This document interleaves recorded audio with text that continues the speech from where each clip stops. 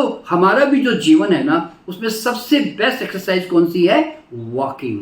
अगर आप रोज दौड़ लगाते हो, तो अगर आप उस दौड़ को एक बार आपने लगा लिया, मान लो 5 किलोमीटर लगाते हैं, 10 किलोमीटर लगाते हैं, और फिर बाद में अगर आपने छोड़ दिया ना, तो फिर आप भयंकर नुकसान में चले जाएंगे। अगर आप जिम जाते हो और एक्स्ट्रा एक्सरसाइज कर करके बॉडी को आप काफ़ी हार्ड बनाने की कोशिश करते हो, तो आप अगर जिम छोड़ दोगे तो आपने अनुभव किया होगा कि आपका शरीर जो है बहुत सारे प्रॉब्लम में जाने लग जाता है।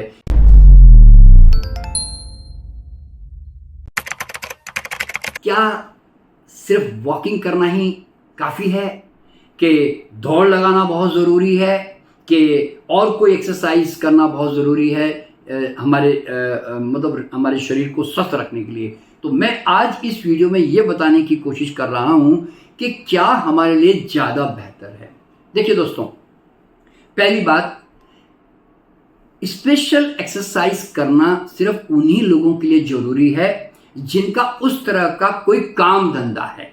अगर आप एथलीट है तो आपको उस तरह की दौड़ भाग एक्सरसाइज करनी ही चाहिए। आप अगर पुलिस इंस्पेक्टर है, आप कमांडो है, आप आर्मी में है, तो भैया आपकी जो रिक्वायर्ड एक्सरसाइज है वो तो करनी पड़ेगी, चाहे वो अच्छी है बुरी है, उससे कोई फर्क नहीं पड़ता। और लेकिन as a common human being, कोई भी विशेष एक्सरसाइज जैसा वर्ड हमारे जीवन में होना नहीं चाहिए। देखिए, अगर आप अमेज़ॉन में जाकर एक ब्लू जोन्स जो नाम के एक डॉक्यूमेंट्री फिल्म आई है ना, उसमें आप देखेंगे कि विश्व में 5 ऐसी जगहें हैं जहां 100 साल से ज़्यादा लोग स्वस्थ अवस्था में बगैर रोग के जी रहे हैं। तो उनका कारण क्या है? वो कोई भी एक्स्ट्रा एक्सरसाइज नहीं करते, वो अपनी रेगुलर जो जीवन की जो एक्सरसाइजेस हैं, यानी कि नीचे उठना बैठना, वो कम से कम 50 बार नीचे बैठते हैं, उठते बैठते हैं, वो कुर्सी का उपयोग कम करते हैं, जैसे भारत में हम लोग करते थे, पहली बात। और दूसरी बात, वो अपने नॉर्मल खेती में काम करते हैं, या बगीचों में पानी डालते हैं, या अपने घर के काम काज में उलझे रहते हैं। तो मतलब वो अपने रेगुलर लाइफ में जो है, जो नेचुरल जो कामकाज है उसको प्रधानता देते हैं, और साथ ही साथ में वो पहाड़ों पे चढ़ना उतरना, यानी कि सीढ़ियाँ चढ़ना उतरना, चलना फिरना, ये जो एक नेचुरल जो कुदरत ने हमें क्षमता दी है, बस वो उसका उपयोग करते हैं। वो कोई यूट्यूब देख कर और या कोई विशेष तरह की योगासन करते हैं, या प्राणायाम करते हैं, या कोई एक्सरसाइज करते हैं, ऐसा कभी नहीं करते हैं। तो हमारा भी जो जीवन है ना, उसमें सबसे बेस्ट एक्सरसाइज कौन सी है? वॉकिंग। देखिए, जब आप वॉक करते हो ना, तो आप जानते नहीं है शायद कि आपके जो काफ मसल्स है, जिसको हम पिंडलियां कहते हैं ना, ये आपका दूसरा हृदय है। इसका हृदय के साथ बहुत गहरा संबंध है। इसलिए जितना आप चलते हैं, वो यानी कि मिनिमम 5000 से 10,000 समझो कदम रोज के आप चलते हैं, तो आपका स्वास्थ्य बहुत बेहतर अवस्था में रहेगा। इसीलिए अच्छी वॉकिंग के ऊपर हमेशा जोर दिया जाता है। पर इसमें एक बात ध्यान रखना, टहलना अलग चीज है और ब्रिस्क वॉक करना अलग चीज है। इसलिए जब आप चलते हैं तो आपकी चाल में थोड़ी तेजी होनी चाहिए। ऐसे धीमी धीमी चाल चलने से शरीर को ज्यादा फायदा नहीं मिलता। तो इसीलिए जो लोग भी चलते हैं, उनका हार्ट भी मजबूत होता है, उनके हार्ट अटैक से बचाव भी होता है, उनका कैंसर से भी बचाव होता है, और उनकी बड़ी बड़ी बीमारियों से भी बचाव होता है। इसलिए वॉकिंग इज द बेस्ट। फिर आप पूछेंगे, भाई साहब फिर दौड़ लगाएं कि ना लगाएं?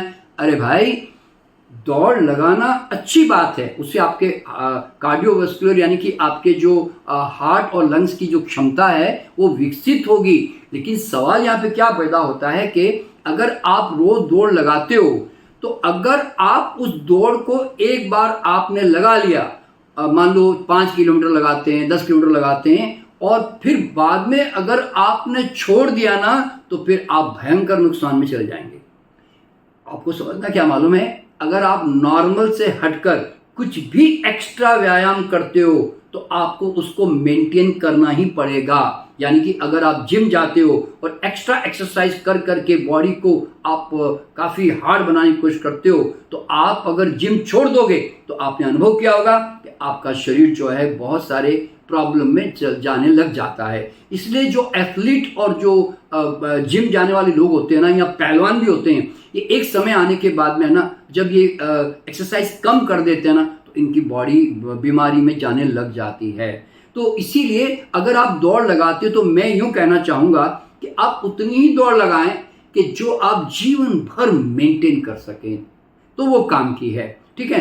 और इससे ज़्यादा तो मैं आपको कहूँगा कि सबसे बेहतरीन एक्सरसाइज आप किसको मानते हैं, तो मैं कहूँगा दोस्तों वॉकिंग से भी और अपने जॉगिंग से भी सबसे बढ़िया एक्सरसाइज जो मैं मानता हूँ ना, वो है डांस करना।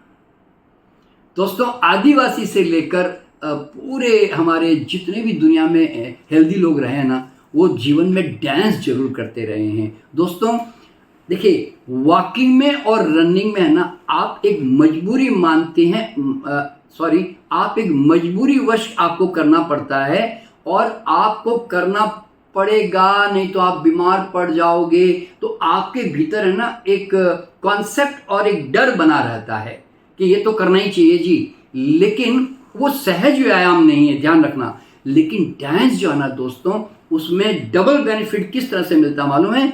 एक तो आधा पौना घंटा रोज अगर आप डांस करते हो ना, तो आपका शरीर एक तो अच्छी तरह हिल जाता है, आपको पसीना भी आ जाता है, और दूसरी बात आप खुशी के मारे डांस करते हो। कोई सीरियस होकर तो डांस तो करता नहीं भाई।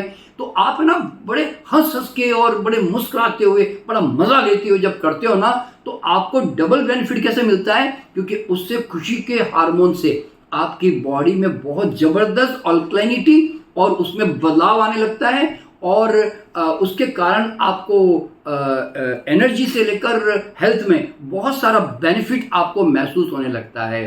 तो इसीलिए दोस्तों मेरा मानना यह है कि आप अगर डांस नहीं करते ना, आप सीरियस किस्म के आदमी हैं ना, तो आप बहुत बड़ा नुकसान अपने जीवन में कर रहे हैं नृत्य से बचकर।